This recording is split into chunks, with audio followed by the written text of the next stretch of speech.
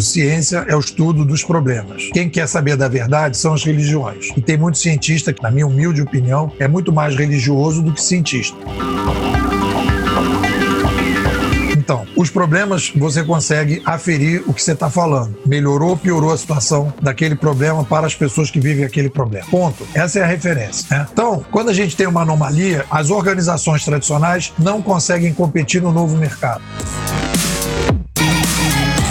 O paradigma que nós tínhamos em relação à história, à sociedade, né, ao que é o ambiente administrativo, né, tudo que o que é o ser humano, esses paradigmas não são mais os melhores. Eles perderam a validade. Por quê? Porque as pessoas não conseguiram prever o digital, não conseguem imaginar o que vai acontecer, não conseguem se posicionar em relação ao digital.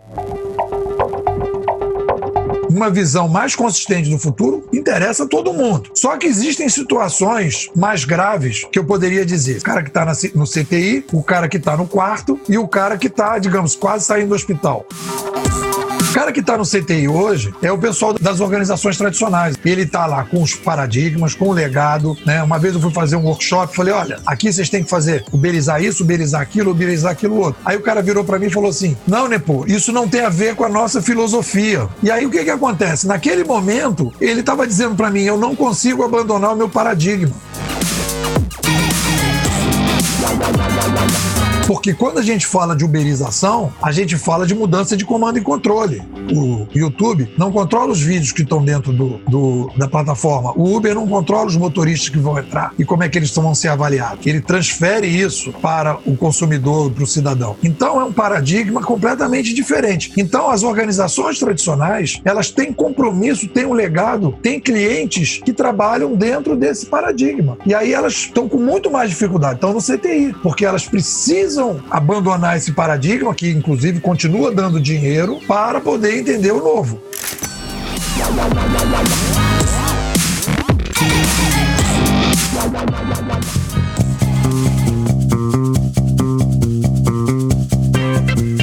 Os melhores livros de negócios investigados a fundo por quem entende de empreendedorismo. Fique ligado, pois está começando mais um episódio do Resumo Cast, com Gustavo Carriconde e Renata Libérica. O livro A Estrutura das Revoluções Científicas foi publicado pela primeira vez em 1962. O autor é o físico e filósofo científico americano Thomas Kuhn.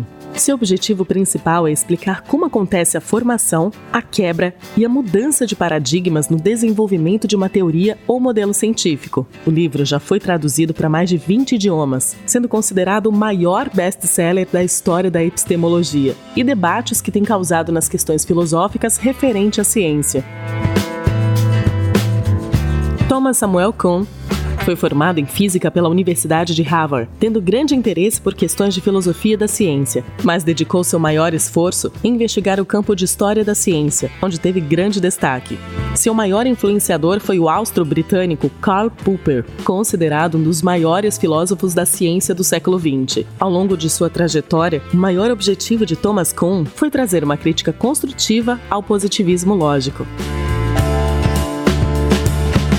E hoje aqui nesse Resumo Cast recebemos mais uma vez a visita de Carlos Nepomuceno, que talvez seja uma das maiores autoridades no Brasil para falar sobre os assuntos desse livro.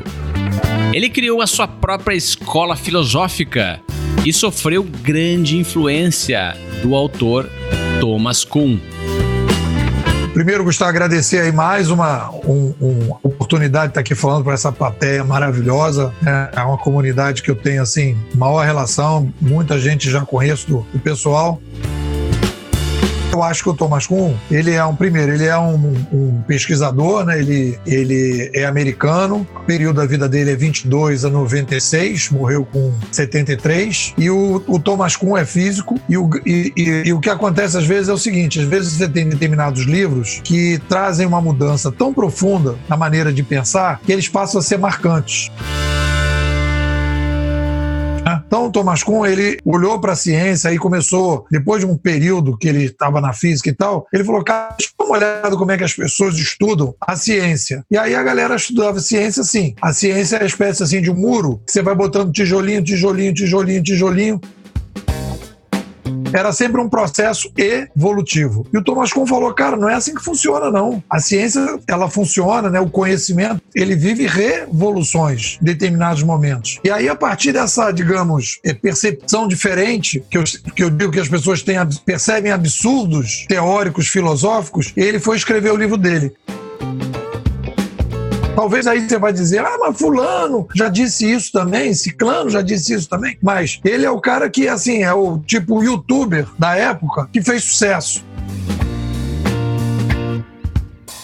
É o cara que, ou porque falou no momento certo, ou porque falou do jeito certo, e aí então ele introduziu essa discussão, dizendo que a gente tinha que olhar o conhecimento humano não como uma sequência, caminhando passo a passo, mas rupturas, quebras. E isso vai ser muito importante, Gustavo, para a galera que está aí empreendendo, para a galera que está estudando digital, para o pessoal que está dentro das organizações querendo fazer a tal da transformação digital. O livro do Thomas Kuhn é tipo assim, é uma espécie assim de soro na veia. O cara tá lá no CTI, não sabe qual é o soro que vai tomar, tá todo mundo lá, os médicos querendo saber o que vai ajudar. O Thomas Kuhn é o primeiro soro que ele tem que tomar.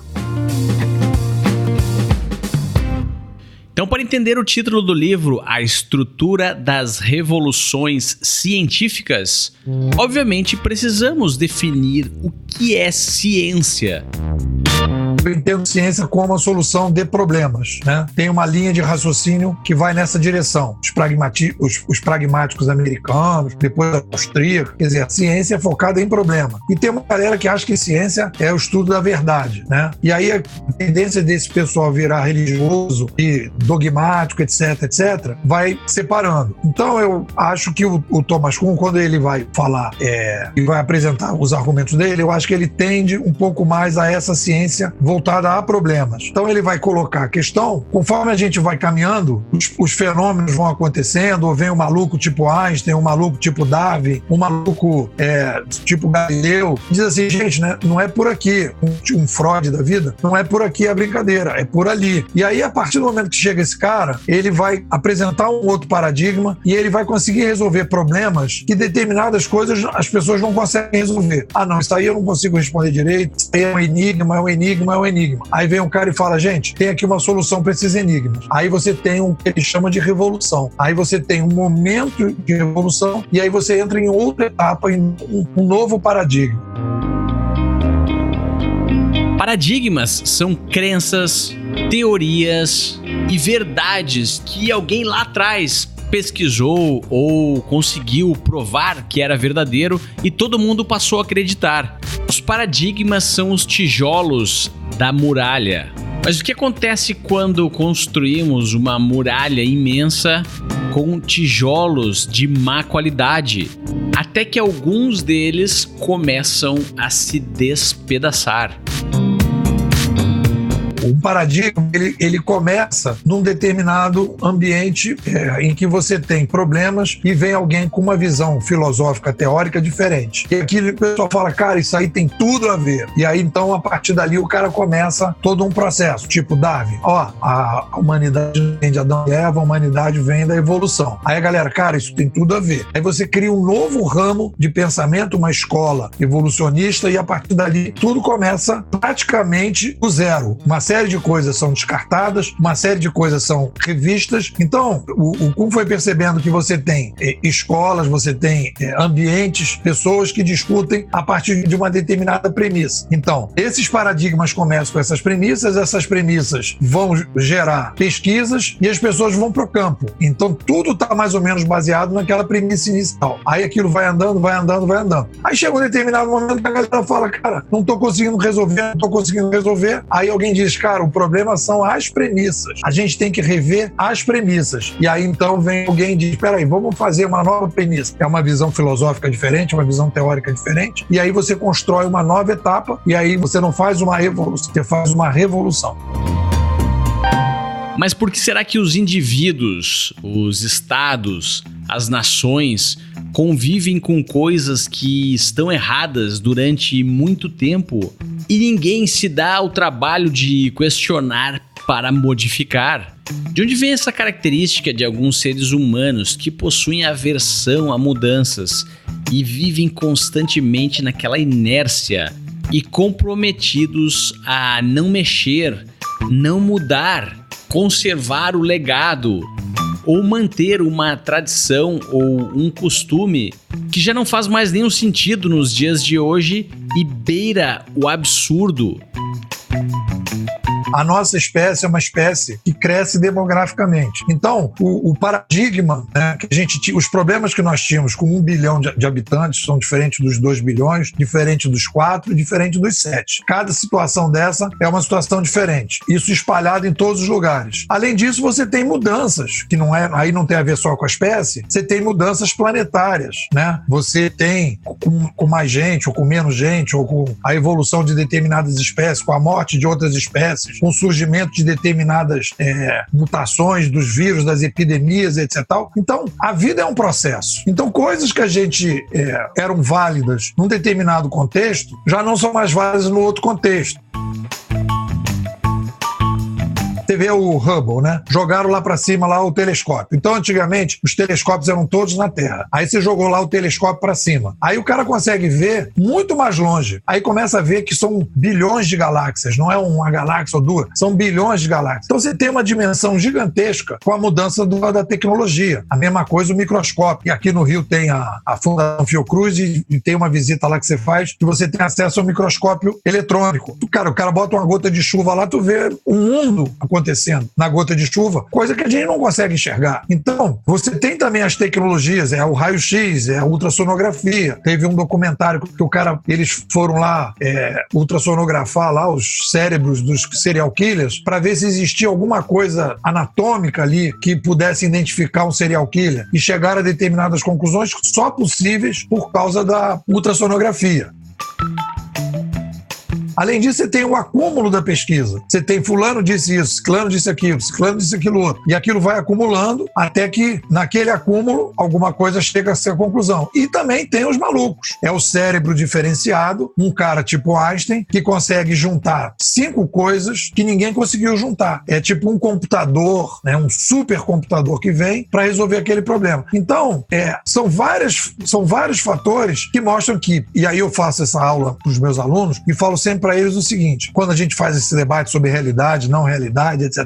Eu digo assim, e todo mundo aqui, todos os ouvintes vão concordar comigo, que é o seguinte, independente se a realidade existe ou não, que aí é um debate esotérico, para o ser humano, a realidade nunca será atingida. Por quê? A realidade, para a nossa espécie, sempre terá uma visão, uma versão da realidade histórica, a partir dos pesquisadores que nós temos até aqui, das tecnologias que nós temos até aqui e do processo dos fenômenos estudados.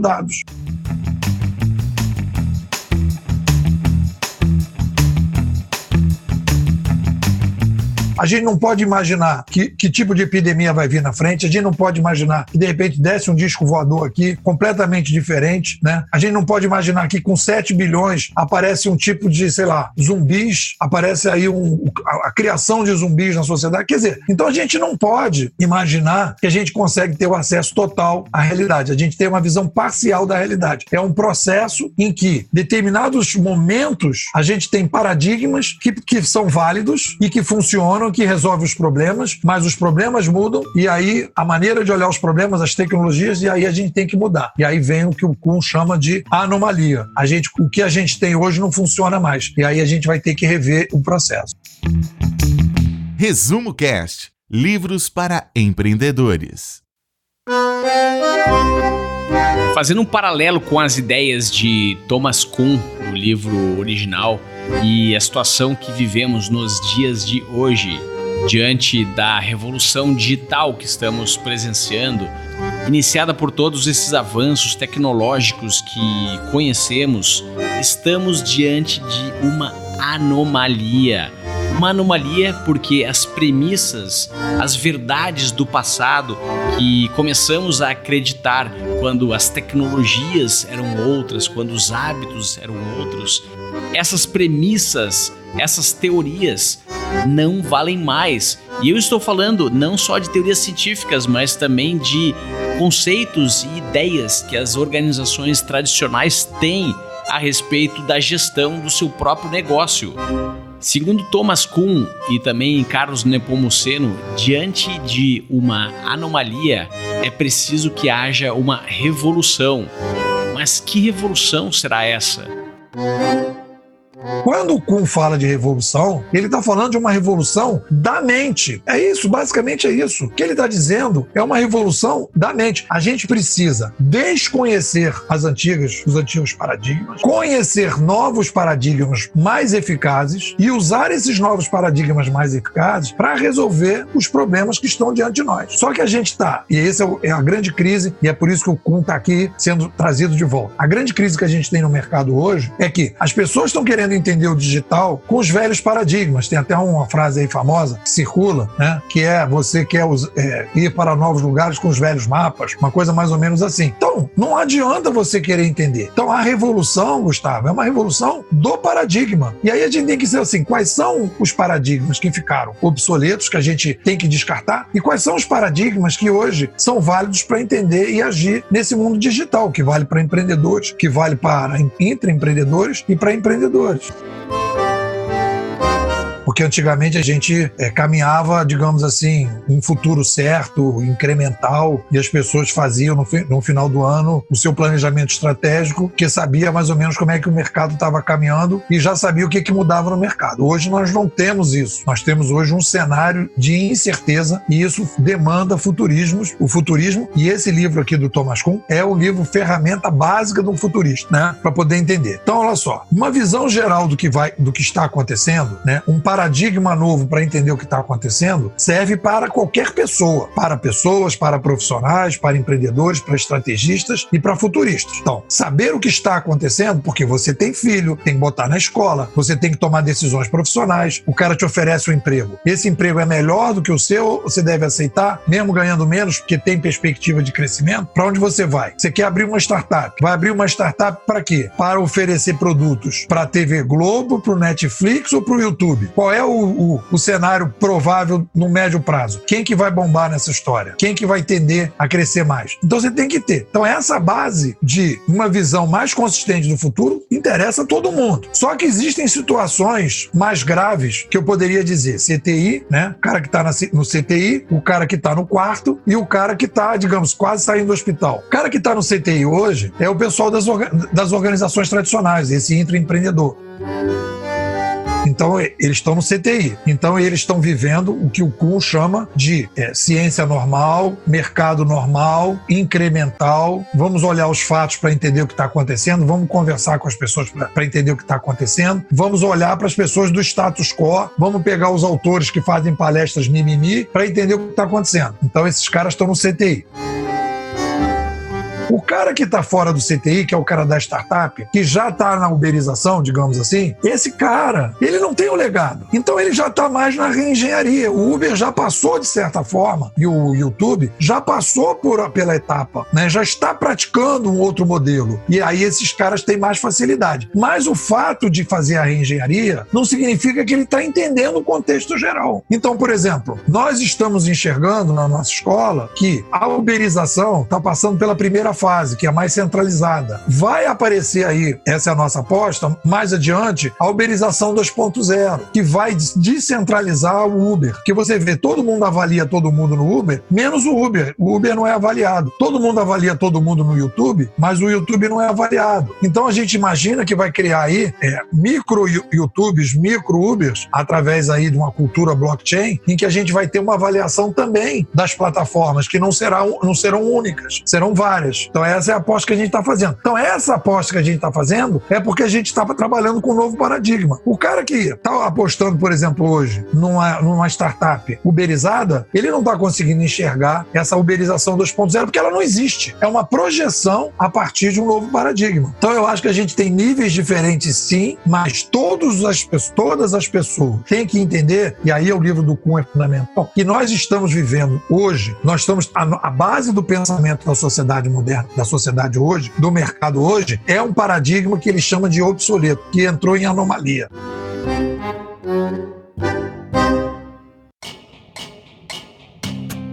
A teoria de Kuhn afirma que o desenvolvimento de uma disciplina científica acontece em 4 fases. Fase 1, pré-paradigmática, é a fase do caos, onde existe um intenso debate sobre quais fenômenos podem ser estudados, quais são as regras, métodos e valores, assim como a descrição, classificação e explicação de novos fenômenos. Nessa fase, escolas surgem e desaparecem a todo momento, todos disputando o mesmo espaço.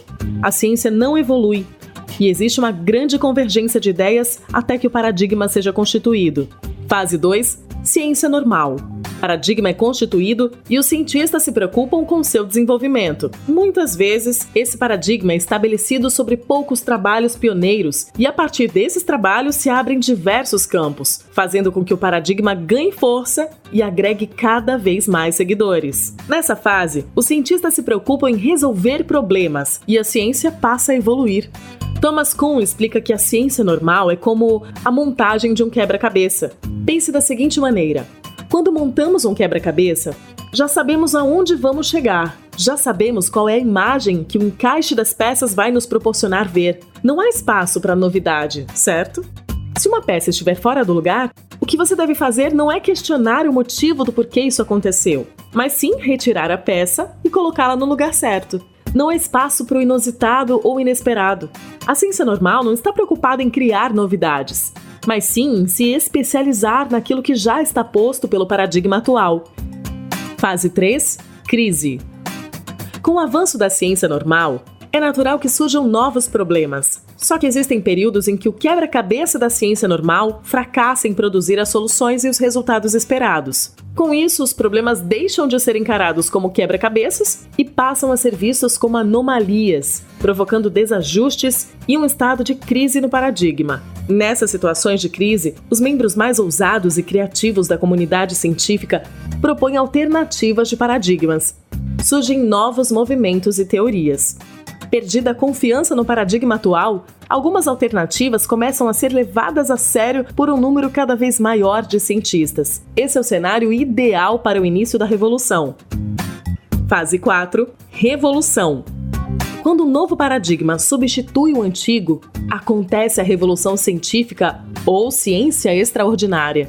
Para Thomas Kuhn, a revolução científica está longe de ser um processo linear e cumulativo. Segundo ele, esse processo acontece através de rupturas completas e súbitas de um paradigma para o outro. É uma reconstrução completa a partir de novos princípios e o abandono de velhas hipóteses. Ou seja, nada que foi pesquisado ou organizado no paradigma anterior será aproveitado no desenvolvimento futuro, porque não adianta utilizarmos dados de um mundo em outro mundo totalmente diferente.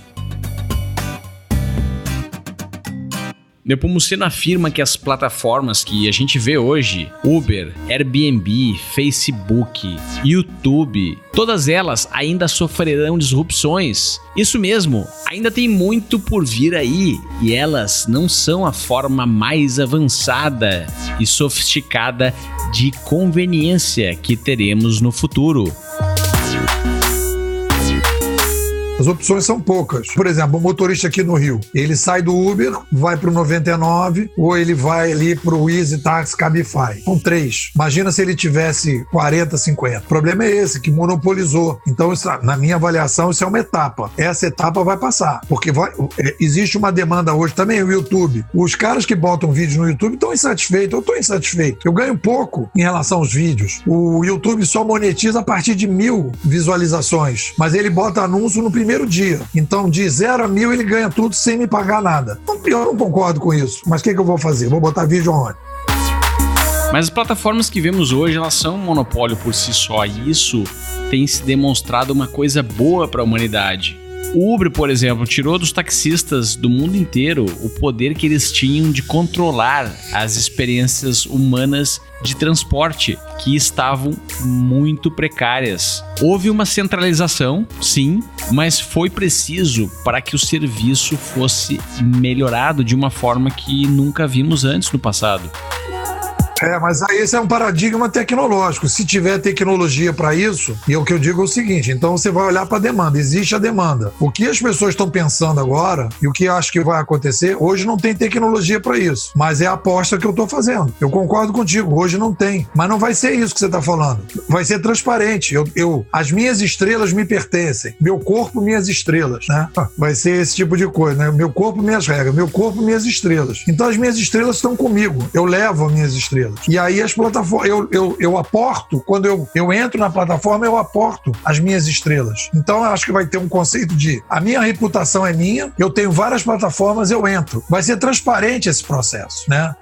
É mais ou menos a mesma ideia do peer-to-peer. Você não sabe onde é que está a música, você só sabe que existe um ecossistema que funciona daquele jeito, né? Então eu não consigo ver ainda aonde está essa tecnologia, mas eu estou falando para você, o meu paradigma aponta nessa direção. Aí amanhã alguém vai dizer, não aconteceu, ok, mas eu acho que vai acontecer, porque eu acho que a tendência é a descentralização e do jeito que está, não está funcionando bem. Então existe uma forte demanda. Se alguém conseguir desenvolver a plataforma, aquilo ali vai virar o ecossistema, que é um pouco uma espécie de Bitcoin das plataformas uberizadas. É isso um pouco.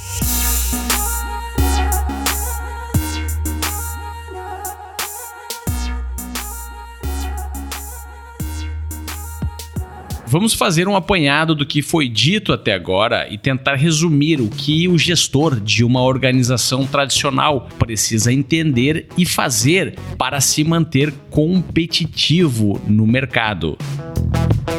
O mercado está vivendo uma crise que o Thomas Kuhn chama de mercado normal. O mercado normal chegou até aqui com determinados paradigmas que ficaram obsoletos. Ponto. O mundo veio caminhando, a gente foi aumentando a população, fez uma revolução de mídia, e essa revolução de mídia não é conhecida pelos paradigmas atuais, e aí a gente, a partir daí, tem uma obsolescência do paradigma. Ok. O que a gente faz nessas horas? A gente decreta que a gente está vivendo um mercado extraordinário, que a gente precisa ir para as bases conceituais. Isso significa o quê? Revisões filosóficas e teóricas, procura de pensadores que ajudem a entender esse mundo de maneira mais consistente, e aí a gente chama mercado extraordinário. A gente vai estudar coisas que a gente não está acostumado a estudar, vai rever os paradigmas, vai fazer novos paradigmas e vai escolher um paradigma que consiga analisar melhor, diagnosticar melhor, prognosticar melhor e ter metodologias melhores que funcionem, que é a ideia da ciência como problema. Ok. Feito isso, aí entra no nosso outro episódio que nós fizemos aqui. Entra no episódio do Cybercultura. Aí, por causa disso, que eu escolhi, e nós aqui da escola Bimodal, escolhemos os canadenses. Os canadenses dizem, olha, isso que a gente está vivendo hoje é uma revolução de mídia, o ser humano é uma tecnoespécie, a gente, quando tem uma revolução de mídia, a gente tem novas eras civilizacionais, é o que diz o Pierre Levy, e que a gente, então, está dando uma mudança profunda na sociedade. Aí a gente aqui, na quarta geração da escola canadense, a gente diz, cara, essa revolução de mídia vem por causa do aumento populacional. E quando vem esse aumento populacional, vem um novo modelo administrativo, que é o que a gente está chamando de uberização. Aí a gente dá um outro cenário. A gente consegue olhar para a história, a gente consegue explicar melhor, consegue diagnosticar melhor e começa do zero a partir daí.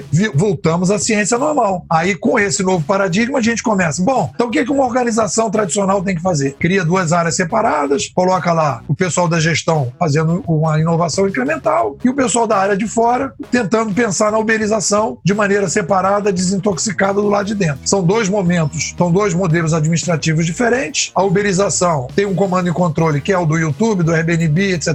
que vai ser, na minha avaliação, hegemônico e vai gerar mais valor para as organizações, empreendedores, etc. E o outro é um outro modelo que está em obsolescência, que vai ter um tempo aí, que nem o Fusca, que nem o LP, mas aos poucos vai ficando periférico no mercado. O que vai bombar, o que vai ser locomotiva é o novo comando e controle. No Netflix eu tenho 200 milhões de usuários e no YouTube eu tenho 2,2 bilhões. Então é óbvio que se eu consigo ter uma plataforma com 2,2 bilhões de usuários, que isso aí mais na frente vai ser a locomotiva. Não que tem 200 milhões, porque a TV Globo tem 20. Então acho que é por aí que a gente vai começando a pensar o mercado de forma diferente. Então Qual é o diagnóstico do Thomas Kuhn? Estamos vivendo hoje um mercado extraordinário. Não adianta ficar analisando os dados, vendo lá o que vai acontecer ano que vem, discutindo em congresso, em palestra e tal, e ouvindo lá os caras que estão reforçando o paradigma atual. Tem que parar tudo, pegar o novo paradigma, reestruturar. Esse é o papel dos futuristas. O futurista, ele é um cara que estuda filosofia, teoria, história, procura um Thomas Kuhn da vida para ajudar, procura um Pierre Levy da vida, que ninguém fala deles nos congressos aí de transformação digital, empreendedorismo. Você não vai ouvir falar de Thomas Kuhn, de Pierre Levy, McLuhan, Harold Innis, nada disso. Esses caras estão fora, mas são os caras que vão ajudar a gente a fazer um bom diagnóstico e fazer uma boa metodologia para continuar competindo.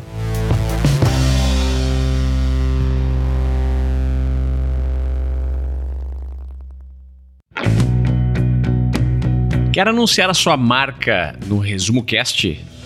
Se você tem um produto ou serviço que esteja alinhado com os conteúdos que divulgamos aqui para a audiência de empreendedores que nos acompanha, me manda um e-mail, gustavo@resumocast.com.br, pois estamos em busca de parceiros e patrocinadores.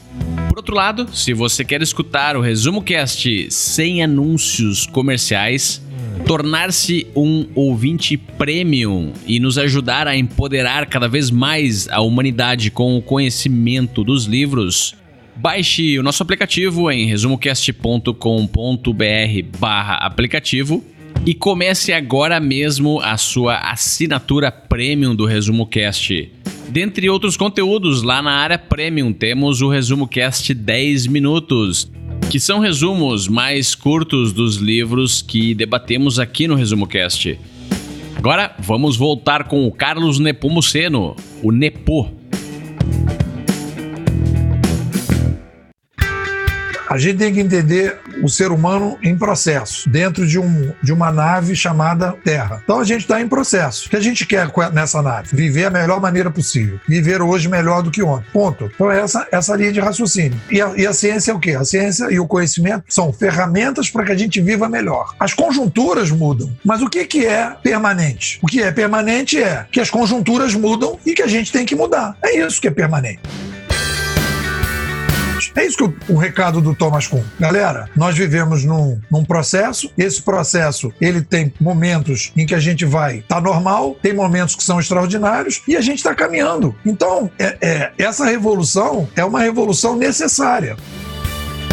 Então, o que a gente tem que sacar, e aí é um recado pra galera, dizer o seguinte, a gente tá muito viciado nesses autores mimimi. Você pega esses autores que estão aí no mercado, né? E aí você tem a experiência de falar sobre esses livros todos aqui, que o pessoal escuta, etc. Tal. Quando eu pego esses livros falando sobre o futuro, etc. Tal, você vê que os caras ignoram os pensadores do passado, né? O americano tem uma coisa, é o seguinte, o mundo começa do dia que eu escrevi meu livro pra frente. Os caras não pegam os caras feras do passado. O Thomas Kuhn é um cara fundamental para fazer o diagnóstico. E aí a gente, isso não tem nada a ver. Deixa eu pegar esse livrinho aqui que me dá um how-to, que é o que eu tenho que fazer, o início, meio e fim. Aí o cara fica ali nadando, né? Aí sim é o sapo na panela. Ele fica nadando ali, achando que ele está realmente construindo alguma coisa interessante e no final das contas, o que vai acontecer? Ele está perdendo competitividade. Se ele não entender o que é o digital, que é o grande impulsionador das mudanças, se ele não conseguir projetar o que vai acontecer, as decisões que ele vai tomar são decisões de baixa competitividade. Quanto mais ele enxergar o macro cenário, e aí a gente tem aqui feito os trabalhos aqui, né? Você tem me convidado, a gente tem feito esse esforço, fizemos a discussão aqui do Thomas Kuhn, depois fizemos a discussão Cybercultura, depois do meu livro. Se o cara pegar esses 3 episódios que você criou e assistir nessa sequência, ele vai ter já um paradigma totalmente novo. Ele fala, cara, olha só, e a gente está construindo isso há 20 anos, Gustavo. A gente já está trabalhando nisso há 20 anos. Então, existe essa possibilidade. O cara diz, não, nada disso, eu vou continuar aqui lendo e conversando com as pessoas que estão nos congressos que a gente está indo, todo mundo intoxicado, todo mundo dentro do mesmo paradigma e todo mundo dizendo que não muda sua filosofia, porque a filosofia dele é uma filosofia que o avô tinha, o pai tinha e ele também vai ter. Só que o mundo mudou e ele tem que mudar a filosofia dele, que é o que o Kuhn chama de paradigma. Bora lá.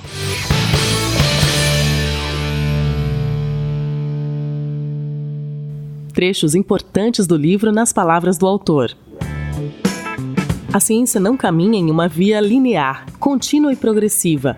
ela caminha por saltos e revoluções.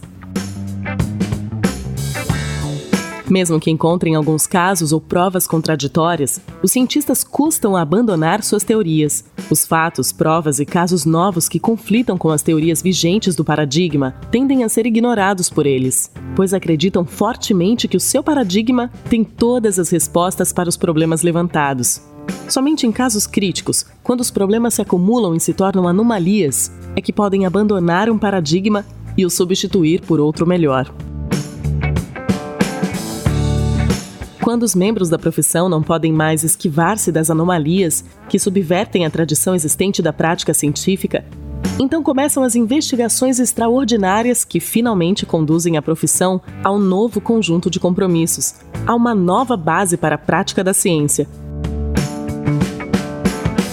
Os cientistas mudam de ideia apenas quando o novo paradigma que surgir for mais forte, não contendo as falhas do paradigma anterior e dando-lhe maiores possibilidades explicativas. Em geral, quem funda um novo paradigma são pessoas de fora, ou seja, pessoas que pertencem a outras áreas de conhecimento. O paradigma novo não vem de dentro, porque as pessoas estão viciadas, intoxicadas, e isso vale para as organizações tradicionais. Então, elas têm um compromisso, elas vivem, tem até aquele filme, eu acho que é o Grande Aposta, que também fala um pouco de um paradigma que as pessoas tinham em relação ao mercado imobiliário americano. Aquilo era uma segurança só, e um grupo pequeno percebeu que aquilo ia quebrar. Então você vê que, nesse filme, o Grande Aposta, tem no Netflix, o pessoal não viu, o paradigma que tinha o mercado imobiliário é sustentável, e os caras percebem que não é. Então aqui existia uma máxima, e os caras apostam contra o mercado e ganham dinheiro em cima disso, né? Então o que ele diz, o Thomas Kuhn? Ele diz, as pessoas que vivem, e aí tem uma frase nesse filme que diz isso, se você vive do paradigma, você sobrevive desse paradigma. Não fala assim, eu estou interpretando. Se você sobrevive do paradigma que está obsoleto, você vai defender ele, ninguém luta contra ideias que pagam o seu salário. Mais ou menos isso, né? E aí tá bem, beleza. Do outro lado, ele diz assim, a novidade do paradigma vem de fora. O Einstein veio de fora da física, ele era um outsider, né? O Darwin veio de fora da academia. Então, quando as pessoas procuram assim, eu tô querendo e tal, entender o mundo digital, e é por isso que de repente quando o cara vem aqui no Resumo Cast e ele ouve o Nepomuceno, que você me deu a oportunidade, o cara fala, pô, mas quem é esse Nepomuceno? Porque eu não tô na mídia tradicional, eu não tô na Globo News dando lá meu pitaco, eu não tô dando entrevista, já dei na época negócio, né? Fui, por exemplo, o top entrevistado de 2015 e nunca mais me entrevistaram depois de 2015, porque eu disse que ia acabar os gerentes. A galera falou, pô, todo mundo gostou, mas não é bom chamar o Nepo, porque ele tá dizendo que vai acabar o gerente. E o gerente é o nosso principal assinante. Estou imaginando uma coisa desse tipo, né? Então esses outsiders, essas pessoas, que é uma coisa muito comum na internet hoje, né? As pessoas estão recebendo ideias vindo de fora, questionando o status quo. É por isso que faz sucesso o Resumo Cast, né? É por isso que aqui eu tive bastante adesão na minha comunidade depois de falar no Resumo Cast. Por quê? Porque vem de fora. E não é o Nepo que tá vindo de fora. Eu tô trazendo a escola canadense que vem de fora. Ela não é mainstream hoje. Mainstream hoje é a escola americana. Eu tô trazendo os canadenses para ajudar. E tô trazendo aqui o Thomas Kuhn para ajudar. Coisa que as pessoas não estão trazendo. Então, são coisas que vêm de fora para ajudar o pessoal a olhar para o novo paradigma. E o que ele diz, que eu acho que é meio macabro, mas é um troço assim, que talvez, se o Thomas Kuhn tiver certo, que ele diz o seguinte, que pessoas que vivem daquele paradigma, eu não sei se a gente pode aplicar isso ao mercado, precisam morrer para que novas empresas, aí no caso, né, transferindo, aconteçam e que essas pessoas não conseguem migrar, elas não conseguem abandonar. E o detalhe que a gente está vivendo hoje é o seguinte, a mudança é muito rápida e muito disruptiva, coisa que em outras revoluções midiáticas não foi assim.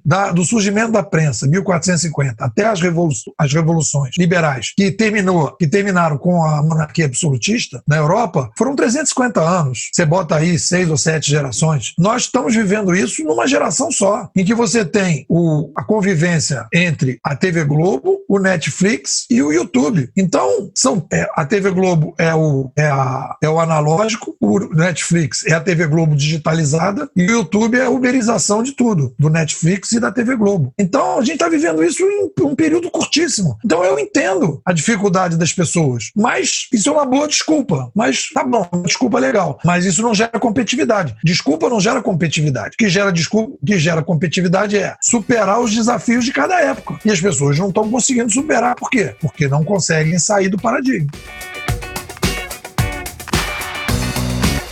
A era digital chegou definitivamente e tem causado mudanças profundas na sociedade. Nenhuma teoria social conseguiu prever ou explicar o que estamos vivendo agora, muito menos para onde vamos. Hoje vivemos num mundo onde a ciência e as pessoas estão cada vez mais especializadas através das suas profissões, das suas atividades e de todas as ferramentas que temos hoje para solucionar problemas. Mas será que essa tendência é o melhor caminho para a humanidade? Eu não acho que a macro tendência para frente é a especialização. O que eu poderia dizer o que a gente vai viver aí para frente é o resgate de alguns conceitos que são os conceitos de eu estudo e trabalho em torno de um problema. Então eu tenho um problema, eu sou especialista num problema. E aí a característica diferente de você dizer, você é um apertador de parafuso, eu sou um especialista de problema, existe uma coisa aí muito grande, porque problemas para resolver um problema, você tem aspectos filosóficos, teóricos, metodológicos, operacionais e de medição do resultado, que aí volta para aspectos operacionais, metodológicos, teóricos ou filosóficos. Então a gente vai desenvolver, o que é interessante é que quando você é especialista de problema, você tem um estudo do que é um problema. Então você não vai... E os problemas meio que tem, em algum momento, eles se encontram. Todos os problemas se encontram. Por quê? Se você tem um problema e você resolve, você tem um cliente. E esse cliente vai ter uma dificuldade. Essa dificuldade não é só sua com o cliente. O cliente vai resistir. Essa resistência não é só sua que você vai lidar,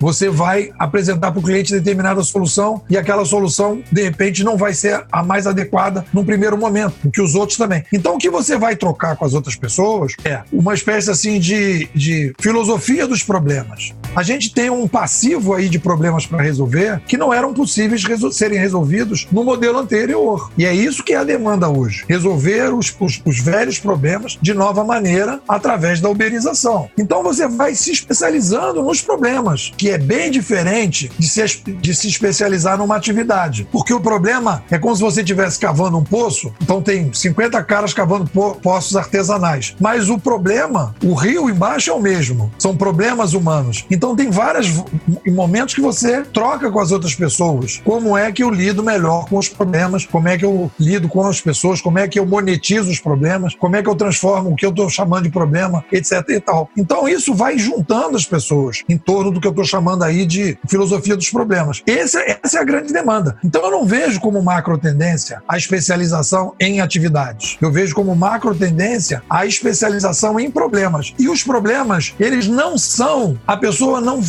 ela não é colocada...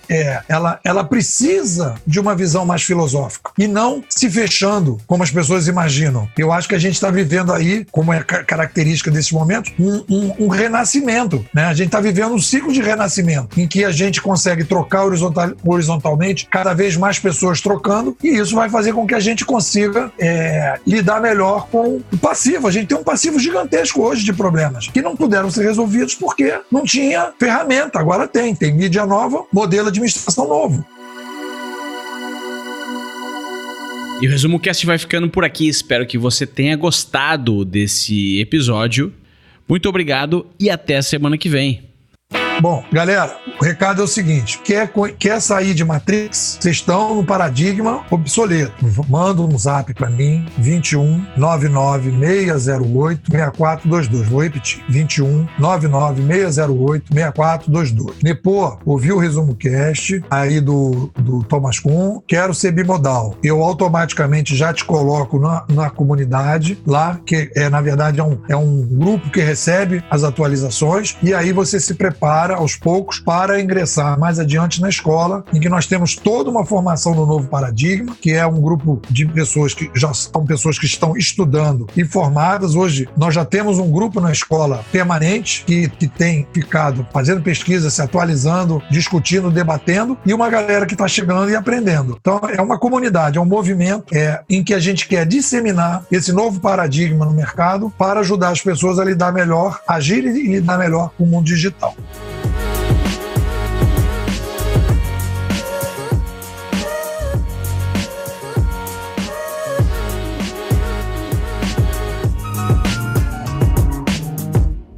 Visite resumocast.com.br e assine gratuitamente o melhor podcast do Brasil. Os inquietos são que nem pinto no lixo, tá? O cara que gosta de novidade, o cara que gosta de mudança, o cara que vai pra praia, vou pra praia que ninguém vai. E tem aquele cara que só vai pra praia depois que tiver barraquinha, guarda-vida, lugar pra estacionar. Enquanto não tiver tudo isso, o cara não quer ir. Então, pra esse cara que gosta de ir pra praia com toda a infraestrutura, o mundo não tá legal, não. Mas eu imagino que a nossa espécie, nós temos uma cota de cérebros inquietas, que são pessoas que gostam de desafios. Essas pessoas que vão ajudar a sociedade a lidar com esse mundo disruptivo. São esses caras inquietos que estão fazendo as startups, são os inquietos que estão ouvindo esse programa. Porque, pensa bem, Gustavo, quem que vai ouvir um programa, um podcast? O cara pode ficar lá lendo o valor, lendo a exame, né? Ficar no mainstream. Por que o cara tá ouvindo o Resumo Cast? Tem depoimentos aqui de pessoas que vieram, que ouvem o Resumo Cast, que o cara anda de bicicleta e ouve o Resumo Cast todo dia. Ou seja, ele quer ouvir livros semanalmente. Esse cara é inquieto. O cliente do Resumo Cast é inquieto, porque esse cara não está satisfeito, ele quer entender. Porque ele poderia ficar naquela assim, não, tudo bem. Não, deixa quieto. Não, é a galera da inquietude. Então, para os inquietos, esse mundo aí é bacana, porque tem 1000 oportunidades aparecendo. Para os quietos, esse mundo é um veneno, e eles estão sofrendo mais. Então, cabe aos inquietos dominarem o que está acontecendo, apresentar alternativas para ajudar os quietos nessa passagem, que vai ser uma passagem, está sendo, né? Uma passagem interessante, mas dolorosa para uns e prazerosa para outros.